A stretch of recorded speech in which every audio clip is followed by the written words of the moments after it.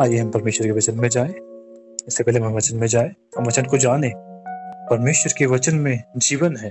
वो वचन जब आप पढ़ते हो तो वो आपको जीवन देने वाला वचन है। वो यूं ही आपको नहीं छोड़ता, क्योंकि उसके वचन में सामर्थ है, और वही सामर्थ आपको याद देती है, और वही सामर्थ आपकी टूटी हुई परिस्थितियों को फिर से बनाती है और आपको फिर से उठाकर तैयार करती है। आप गिर गए थे, आपको नहीं लग रहा था कि कुछ होगा, लेकिन फिर परमेश्वर के चरणों में आप गए, आपने वचन पढ़ा और उसी वचन ने आपको फिर से बनाया। क्योंकि परमेश्वर का वचन कैसा है? जीवित है, प्रभावशाली है। वो बिना पूरा हुए वापस नहीं आता, वो अवश्य ही पूरा होता है।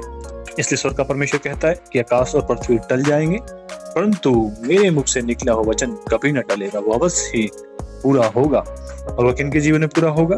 जो उस पर विश्वास करते हैं, जो उस पर ईमान लेकर आते हैं, जो उसे अपने प्रभु जानते हैं और ये जानते कि प्रभु का वचन है और ये स्थिर है और इसमें जीवन है और ये प्रभावशाली है और ये बिना पूरा हुए नहीं टलता।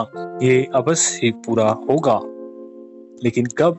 जब आप उस पर बिलीव करेंगे, जब आप उस पर विश्वास करेंगे, जब आप उस वचन पर भरोसा रखेंगे, तो आपके जीवन में अवश्य ही पूरा होगा। हालेलुया। मैं आपको बताऊं, एक समय की बात है जब प्रभु की पत्री मेरे पास आई और मैंने उससे पढ़ा। अच्छा ग्राफिक्स था उसमें। एक चिड़िया थी, उससे एक चावल का दाना उसकी चोंच में था। एक ऐसी स्टोरी थी और उसका बच्चा पिंजरे में था। उस बच्चे को किसी शिकारी ने कैद कर लिया था और वो चिड़िया एक चावल का दाना लेकर आई और चावल का दाना अपने बच्चे को दी और बच्चा खाकर उसे मर गया। चावल का दाना खाकर मर गया। अब स्टोरी बाद में समझ में आई कि चिड़िया जैसे चावल का दाना ला कर दी थी, एक्चुअल में उसमें जहर था, पॉइजन था उसमें, ताकि वो उसका बच्चा खाए और मर जाए, क्योंकि वो नहीं चाहती थी कि उसका बच्चा गुलाम होकर पिंजरे में कैद रहे। वो नहीं चाहती थी, इसलिए उसने क्या किया कि वो मर जाए और वो पक्षी का बच्चा मर गया। और जब मर गया तो उसे पिंजरे से निकाल कर फेंक दिया गया। वो उस पिंजरे से आजाद हो गया, उस गुलामी से आजाद हो गया। तो मुझे समझ में आया कि वो जो उसकी सोच थी कि मेरा बच्चा गुलामी से अच्छा मर जाए, पर तो किसी की गुलामी ना करे। जब मैं उसको पढ़ रहा था तो वो चीज मुझे समझ में नहीं आई। मेरे मन में लग रहा था कि क्यों उसने ऐसा किया। भले गुलामी में था, पर तो वो जीवित तो था, पर तो वो नहीं चाहती थी कि वो गुलामी में रहे।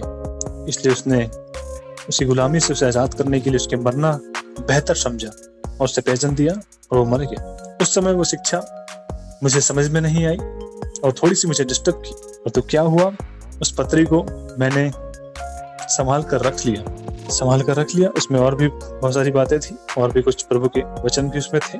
मैंने उसे संभाल कर रखा। कई साल बीत गए और वो कागज जो था, पत्री, वो फटने पर थी।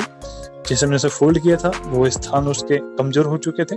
और फिर उस समय मैं एक समस्या में था, तकलीफ में था, निराशाओं में था, दुख में था।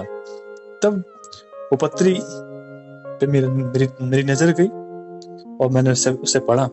जब उस पत्री को मैंने पढ़ा तो उसका अर्थ मुझे तब समझ में आया जब मैं तकलीफ में था। जब मैं अच्छा वाला था तो वो परिस्थिति में समझ नहीं पाया। और जब मैं तकलीफ में था, बंधुआई में था, तब उन परिस्थितियों से, उन वचनों से, उसी पत्री से परमेश्वर ने मुझसे बात की। और फिर मैं उस पूरे रहस्य को, उसी घटना के पूरे रहस्य को जाना और उसे पढ़ते पढ़ते मेरी आंखों से आंसू बहने लगे। और परमेश्वर ने उस मेरी परिस्थिति से उस समय मुझसे बात किया और मुझे स्वतंत्र किया। उस समय मुझे बंधुआई समझ में आई कि बंधुआई क्या चीज, बोझ क्या चीज है, वो मुझे समझ में आया। इसलिए प्रभु अपने वचन में कहता है कि हे परिश्रम करने वाले और बोझ से दबे हुए लोगों, मेरे पास आओ, मैं तुम्हें विश्राम दूंगा, मैं तुम्हें स्वतंत्र करूंगा, मैं तुम्हें फ्री करूंगा, मैं तुम्हें आजाद करूंगा। वो लोग आजादी को नहीं समझ सकते जो कभी गुलाम हुए ही नहीं, लेकिन जो गुलामी में थे उन्हें पता है कि गुलामी क्या चीज है। गुलामी में एक अधिकारी आपके ऊपर नियुक्त रहता है और वो आपके सारे काम पर नजर रखता है और वो आपसे सारे काम करवाता है। चाहे आप थक गए हो, चाहे आप बल हो या ना हो,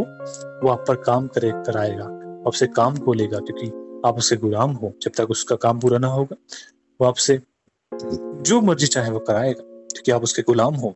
ऐसे ही इजरायली मिस्र में गुलाम थे, और जब वो गुलाम थे तो वो गिड़गिड़ा रहे थे, रो रहे थे, पश्चाताप कर रहे थे, और परमेश्वर ने उनकी पुकार को सुन ली। उनका गिड़गिड़ाना परमेश्वर तक पहुंचा, उनकी आहें परमेश्वर तक पहुंची। तो परमेश्वर ने क्या किया, मूसा को भेजा और ने इजरायलियों को मिस्र देश से छुड़ाया और उन्हें स्वतंत्र किया। जो बंदवाई में है, जो गुलामी में है, जब वो स्वतंत्र होते हैं तो उन्हें पता चलता है कि स्वतंत्रता क्या चीज होती और बंदवाई क्या चीज होती। तो इसलिए वो चिड़िया नहीं चाहती थी कि वो बंदवाई में रहे, पर तो स्वतंत्र हो जाए। भले उसको स्वतंत्र होने के लिए उसे मृत्यु हो तो क्यों ना चखना पड़े, तो मृत्यु को देखकर ही स्वतंत्र हो जाए। उस समय मैं बोझ से दबा हुआ था, और जब परमेश्वर के वचन ने मुझे फ्री किया और मुझसे बात किया और मुझे उसकी गहराई समझ में आई, क्योंकि जब मैं बंदवाई में था, बोझ में था, तब परमेश्वर ने मुझसे बात किया और मुझे स्वतंत्र किया। और फिर जब उसने मुझे जब मुझे स्वतंत्र किया तो मुझे स्वतंत्रता समझ में आई कि स्वतंत्रता का कितना आनंद है। हम स्वतंत्र होकर कितने फ्री और आजाद महसूस करते हैं। जो चाहे करो, जहां जाना है वहां जाओ, सब कुछ हमारा है, कोई बाउंडेशन नहीं, कोई बाधाएं नहीं, कोई रुकावटें नहीं। लेकिन जो कैद में है उनके सिर्फ चार दीवारी ही है। वो बाहर की हवा नहीं खा सकते, वो बाहर की चीजें नहीं देख सकते, वो बाहर के सूरज को नहीं देख सकते, बाहर के एटमॉस्फेयर को नहीं देख सकते, हरियाली को नहीं देख सकते, मनोरंजन चीजों को नहीं देख सकते, क्योंकि वो कैद में है। चार दीवारी ही उनका भाग है, अब वो इस कैद में है। लेकिन जिस दिन वो आजाद हो जाते हैं, उनका मन आनंद से भर जाता है, और वो जब दुनिया की चौक चकाचौंध को देखते हैं तो वो आनंद से भर जाते हैं, और वो अपने आप में बड़ा हल्का और आजाद फील करते हैं। उन्हें ऐसा लगता है कि मैं क्या मिल गया, क्योंकि वो बरसों से चाह रहे थे कि उन्हें आजाद होना है, लेकिन वो गुलाम थे, परंतु उन्हें आजाद किया गया। जब वो उस चार दीवारी से बाहर आए तो उन्हें ऐसी शांति मिली, ऐसा सुकून मिला जो ब्याह करने से बाहर है। ऐसे ही जब हम बंधुआई में होते हैं, समस्या में होते, तकलीफ में होते, और तब चाहे वो बीमारी की जंजीर की क्यों ना हो, गरीबी की क्यों ना हो, शराब की क्यों ना हो, नशे की क्यों ना हो, हम उसके गुलाम हैं। लेकिन जब परमेश्वर हम पर दृष्टि करता है और हमें आजाद करता है उस गुलामी से निकालता है, तो हम स्वतंत्र हो जाते हैं। और जब हमें स्वतंत्रता को जब हम प्राप्त करते तो हमें पता चलता है कि स्वतंत्रता क्या चीज है। स्वतंत्र होते ही हम एकदम फ्री हो जाते हैं, बिना बोझ के, एकदम हल्के। और जब मैं आजाद हुआ तो मैंने अपने आप को एकदम हल्का पाया। ऐसा लगा कि मेरा कोई वजन ही नहीं, मैं वेटलेस हो गया, और ऐसा लग रहा कि मैं हवाओं में हूँ। मुझे इतनी खुशी मिल रही है, मैं हवाओं में। ऐसी शांति, ऐसा अनुभव परमेश्वर ने मुझे दिया। कब? जब मैं बोझ से दबा हुआ था, उसके बाद उसने मुझे आजाद किया। तब मैंने परमेश्वर की सहायता को देखा कि वाह, परमेश्वर कितना सामर्थ्य है, और मुझे परमेश्वर ने कैसे बड़े बोझ से आजाद किया और मुझे कितना फ्री किया। उस समय मुझे लगा कि हम एक आत्मा है, वी आर द स्पिरिट, हम एक आत्मा है। और मुझे उस समय मेरे शरीर का भी वजन मुझे नहीं लग रहा था, और मुझे लगा कि मैं एक आत्मा हूँ, और एकदम मैं हल्का और आनंद से भरा हुआ।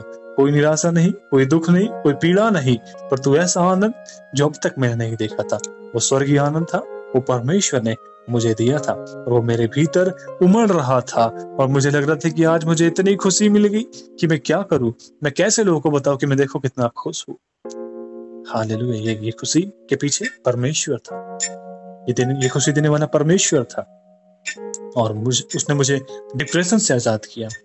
और सच में वो आजादी को मैं आज भी याद करता हूँ तो मेरे मन में एक अलग से शांति महसूस होती है, और मैं परमेश्वर की सहायता को देखता हूँ, और सच में मेरा दिल आनंद से भर जाता है उस आश्चर्यक्रम को देख के। इसलिए उसके जो भी आश्चर्यक्रम आपके जीवन में हुए हैं, उसने कहाँ से आपको छुड़ाया है, कैसे आपको छुड़ाया है, उस बात को कभी ना भूलना, सदा स्मरण रखना, और सदा उसका धन्यवाद करना। सदा मैं स्तुति करूंगा, हालेलुया, सदा मैं सेवा करूंगा, हालेलुया, मुझे बचाया यीशु ने, सदा मैं सेवा करूंगा, सदा मैं स्तुति करूंगा, हालेलुया, सदा मैं सेवा करूंगा, हालेलुया, मुझे बचाया यीशु ने।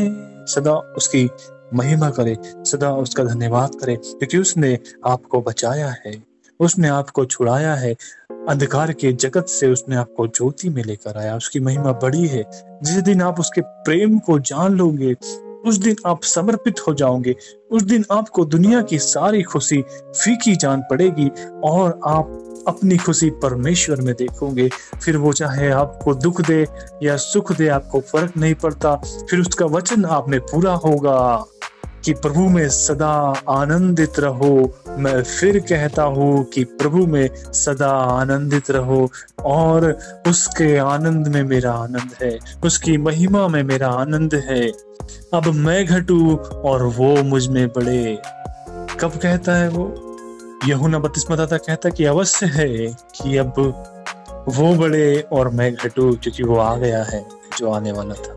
जब तक नहीं था, प्रचार कर रहा था स्वर्ग का राज निकट है, परमेश्वर का मार्ग सीधा करो, स्वर्ग का राज निकट है।